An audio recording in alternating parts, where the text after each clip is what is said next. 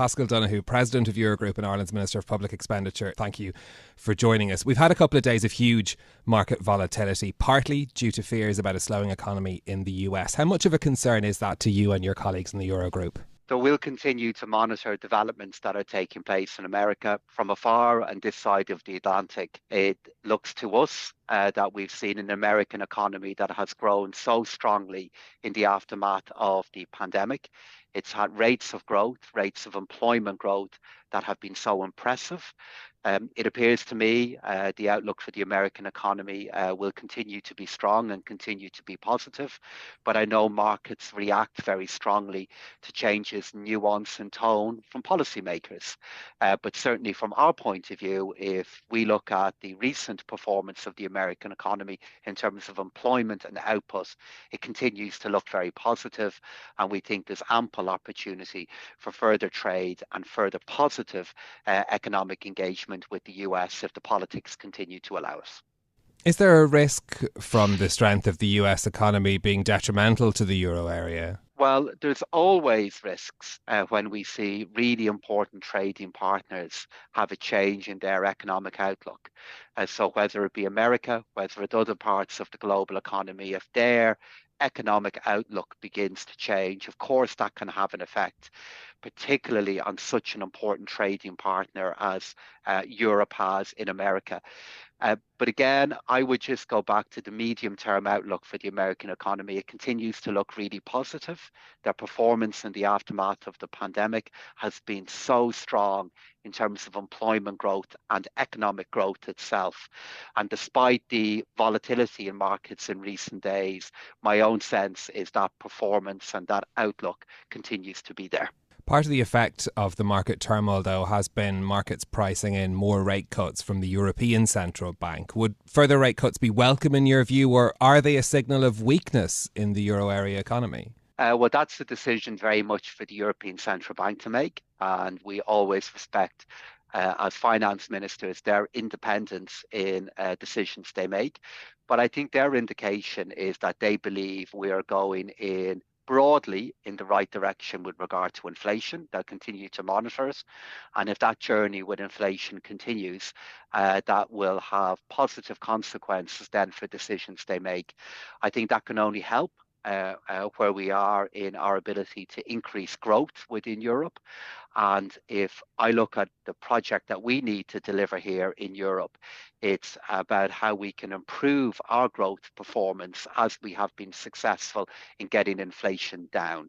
And regardless of what happens in other parts of the world, Stephen, that's the journey that we need to continue on. Well, one of the issues that you raised after the last Eurogroup meeting in July was the issue of sustainable fiscal consolidation. Gradual and sustained was the language that you used, what was needed in the euro area. What does that look like in practical terms? What it looks like practically is the very big energy support measures that were in place in different national economies when inflation was so high that they need to be phased out and entirely removed in 2025.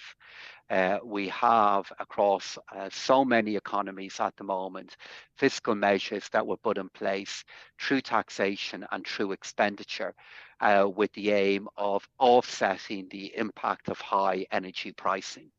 As we have seen inflation come down and as we have seen the cost of energy come down, practically what that now means is those support measures that were in place that were meant to be temporary come to an end next year. And if they come to an end, that in turn will create the opportunity for deficits across the euro area in 2025 to come down again. So that's the big practical next step that we need to deliver.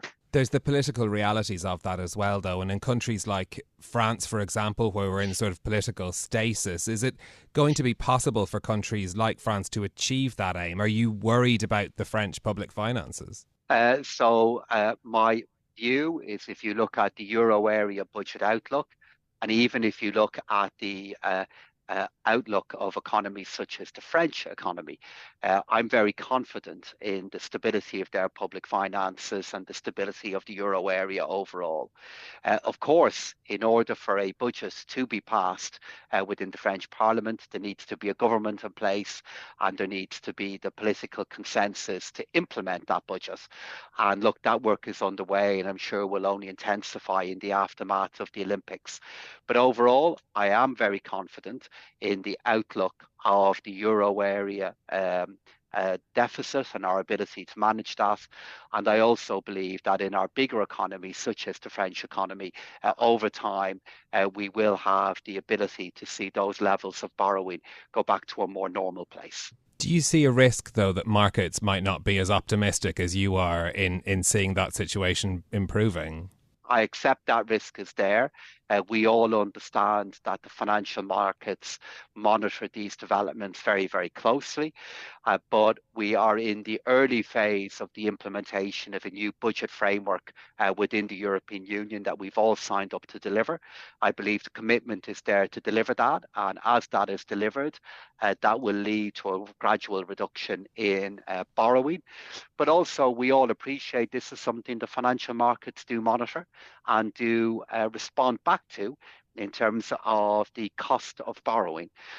Because all finance ministers do recognise that, that of itself will create a dynamic that allows borrowing across next year in particular to come down gradually and to come down credibly. One of the other European projects that we've spoken about before is the Capital Markets Union. The last time we spoke, you said you weren't concerned about the results of the European elections delaying or hindering that process. What's your best hope now on a timetable for progress there as we're waiting for confirmation of the new European Commission? That we see a new European Commission appointed, I hope, shortly after the summer, and that what will then allow to happen is we will have a commissioner in place with particular responsibility for capital markets. And that new commissioner in the early part of next year outlines a strengthened action plan regarding how we can accelerate progress on the development of capital markets. So I believe a majority is there within the European Parliament to make that happen. And I'm very confident that when the new commission is put in place, within a matter of months, we'll see signs of ambition to make that happen. Would Michael McGrath, your former counterpart in the Department of Finance, be a good candidate for that job? Michael would be a great candidate for a job like that and would be a great candidate for any senior role within the Commission. Michael has been an excellent minister here in Ireland, has made a really strong difference to the economy and has done so now in two different senior roles within the Government of Ireland. And I'm very confident that in that portfolio or any other senior one, that Michael would have a very positive impact on the performance of the European Union. And I, of course, on a personal and national level, would love to see that happen. Just another international issue that's facing the euro area economy, or could potentially if there's another Donald Trump presidency, if that were to materialise after November's election. Do you see that as being a risk to the euro area economy in terms of tariffs? That risk is there. It's up to, obviously, to the American people to decide who they want as their next president. But Donald Trump has outlined a very different agenda with regard to tariff levels and with regard to trade. But as America is deciding what they want to do with regard to that, it's why it's so important that we here in Europe take our steps to look at how we can deepen our own economic foundations to deal with that kind of change were it to happen in the US. I believe the relationship between Europe and the US is one that is important on so many different levels for both sides of the Atlantic. But I also believe that here in Europe, we need to continue to deepen our own economic autonomy, to deepen the performance of our economy and the strength of our economy here in Europe, so that we're in a stronger position to deal with the kind of changes that may come out of America. So, of course, it's a really serious issue that could develop across next year. But we here in Europe, I'm confident, will be well positioned to be able to continue to develop the relationship with the US, but to do it in a way that, from a European perspective, is stronger. In your role as a minister in the Irish government, is it a particular concern for Ireland given the number of US multinationals based in the country? Of course, it's something we need to monitor here in Ireland. And of course, it's an issue that we are aware of in terms of changes that could happen from an American trade perspective and the differing view they may develop regarding foreign direct investment in the years ahead. But all I would say, Stephen, is the companies that we've had located here in Ireland, and in particular American companies, have been here for many, many decades. And we've developed very strong relationships with them.